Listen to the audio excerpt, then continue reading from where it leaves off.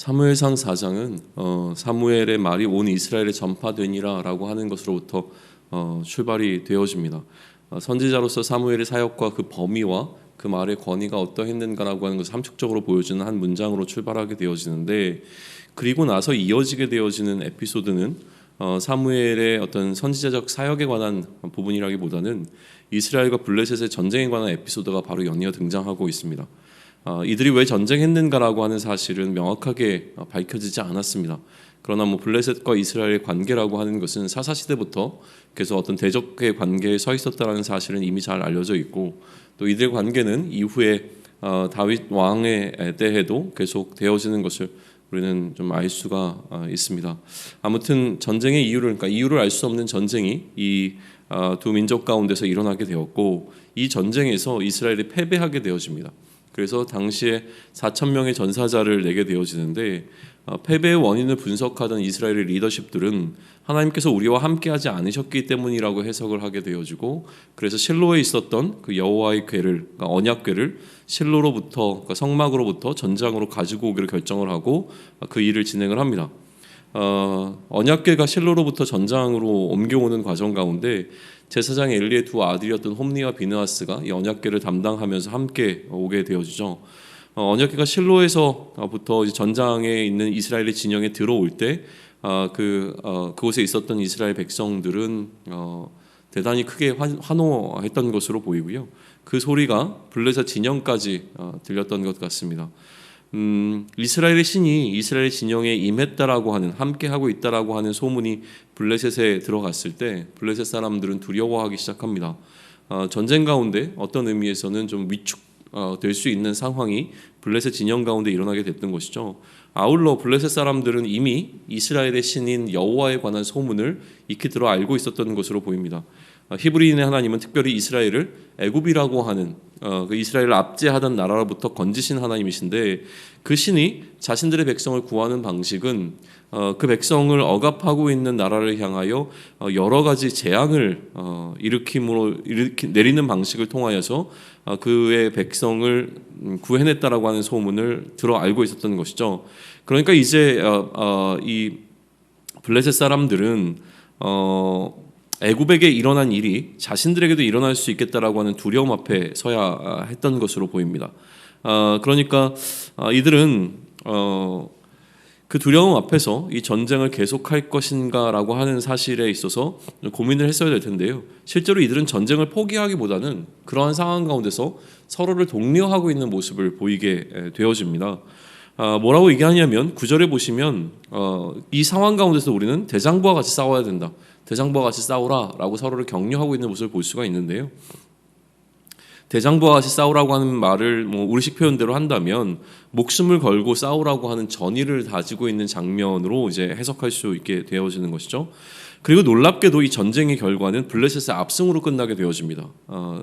이전의 전쟁은 4,000명의 전사자를 내는 것으로 마쳤지만, 이번에 다시 마주하게 된 전쟁에서는 이스라엘의 전사자 3만 명이 전사하게 되어지는 결과를 초래한 전쟁이 되는 것이죠.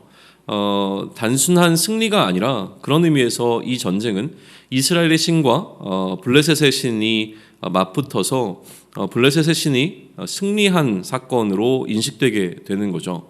이스라엘은 단순히 이 전사자를 낸 것 외에도 여러 가지 손실들이 함께 있었습니다. 하나님의 궤를 일단 빼앗기게 된 것이 또 다른 큰 사건이 되어지고요. 그 궤를 담당하고 있던 홈니와 비느하스가 죽음으로 제사장이었던 홈니와 비느하스가 죽음을 맞이하게 되는 사건까지 여기에는 좀 포함이 되어져 있죠. 이러한 전쟁의 패배를 맞이했을 때 베냐민 사람 한 사람이 전장으로부터 그 실로로, 다시 얘기하면 이 성막이 있었던 또 제사장 엘리가 있었던 이 실로로 돌아오게 됩니다. 그때 찢어진 옷과 먼지를 뒤집어 쓴 그의 모습으로 이제 돌아오게 되어지는데, 모습 자체에서 이미 전쟁에 대한 승리의 소식이 아니라 슬픔을 표현하고 있는 그 패배의 소식을 외적으로 전하면서 실로로 돌아온 것이죠. 여호와의 궤가 전장에 이제 참여하게 된 이후에 계속 좀 불안해했던 엘리는 이 사람을 통해서 전장의 소식을 전해 듣게 되어집니다. 당시 엘리는 98세였다고 기록이 되어지고요. 이미 어두워진 그 눈은 실명한 상태로 보여집니다. 전쟁에 대한 결과를 보고받게 되어지는데 그 보고에 대한 내용이 17절에 기록이 되어 있습니다. 소식을 전하는 자가 대답하여 이르되 이스라엘이 블레셋 사람들 앞에 도망하였고 백성 중에는 큰 사륙이 있었고 당신의 두 아들 홈니와 비나스도 죽임을 당하였고 하나님의 궤는 빼앗겼나이다 라고 이제 보고를 하죠. 하나님의 궤를 빼앗긴 이야기를 들을 때, 그러니까 이 모든 이야기를 듣는 과정 가운데 하나님의 궤가 빼앗겼다는 사실을 명확하게 들었을 그 시점에 일어난 일을 기록하는데요. 그 18절입니다. 하나님의 궤를 말할 때 엘리가 자기 의자에서 뒤로 넘어져 문 곁에서 목이 부러져 죽었으니 나이가 많고 비대한 까닭이라 그가 이스라엘의 사사가 된 지 40년이었더라 라고 하면서 엘리의 죽음을 기록합니다. 그리고 이 모든 소식을 출산을 앞두고 있었던 비느하스의 그러니까 엘리의 며느리죠. 비느하스의 아내가 듣게 되어지는데요. 해산할 때가 차기는 했었지만 비느하스의 아내는 비정상적인 출산을 했던 걸로 보이고요. 또 이 출산의 결과로 인해서 죽어가고 있었던 상황이었습니다. 주변의 여인들이 그녀를 위로하기 위해서 아들을 낳았다라고 말해 주었지만 거기에 별로 관심을 보이지 않습니다. 비느하스의 아내는 궤를 빼앗겼다는 사실 때문에 하나님의 영광이 이스라엘을 떠났다라고 하는 사실에 더 주목하고 있는 것으로 보이고요. 그래서 자기가 낳은 아이의 이름을 이가봇이라고 지었다는 사실을 기록하면서 오늘 사무엘상 4장은 맞춰지게 되어집니다. 이 사무엘서 4장을 좀 묵상할 때 몇 가지 좀 포인트에서 보시면 좋을 것 같은데, 우선은 선지자 사무엘을 중심으로 한번 묵상을 해보시게 된다면 사무엘이 알게 된 사무엘이 어렸을 때 선지자로 세워지는 과정 가운데 하나님께서 첫 번째 이 사무엘이가 허락하셨던 선지자적 어떤 사명은 엘리 가정에게 일어날 일에 관해서 하나님께서 이 사무엘에게 알려주셨던 거였거든요. 그리고 그 말씀이 현실이 되어진 상황을 오늘 이 본문은 기록하고 있는 겁니다. 그러니까 하나님께서 사무엘에게 엘리의 가정에 어떠한 일이 일어날 것이라는 것을 알게 하셨고 그것을 사무엘을 통하여 엘리에게 다시 한번 선포하게 하셨던 하나님께서 이제는 그 선포된 말씀이 실제가 되어지는 상황을 펼쳐 보이신 것이죠. 그러니까 오늘 본문을 보게 되어지면 사무엘의 말이 온 이스라엘에 전파되었다는 것으로 본문이 시작되어지게 되는데, 만약에 사무엘에게만 포커스를 맞춰서 이 사무엘상 4장을 보게 되어진다면 이 기록은 그의 말이 하나도 땅에 떨어진 것이 없었다라고 하는 이전의 기록을 보충해주는 하나의 에피소드로 등장하게 되어지는 겁니다. 사무엘이 하나님의 말씀을 선포하면 그 선포하는 대로 이루어졌다라고 하는 사실을 뒷받침하는 결정적 증거가 되어지는 사건이 바로 엘리 가정에 일어났던, 엘리 가정에 선포됐던 하나님의 말씀이 현실이 되어지게 되어지는 오늘의 이 사건이라고 하는 것이죠. 이 묵상을 통해 우리는 하나님의 말씀이 가지고 있는 그 힘에 관해서 다시 한번 좀 생각해 볼 수 있을 것 같습니다.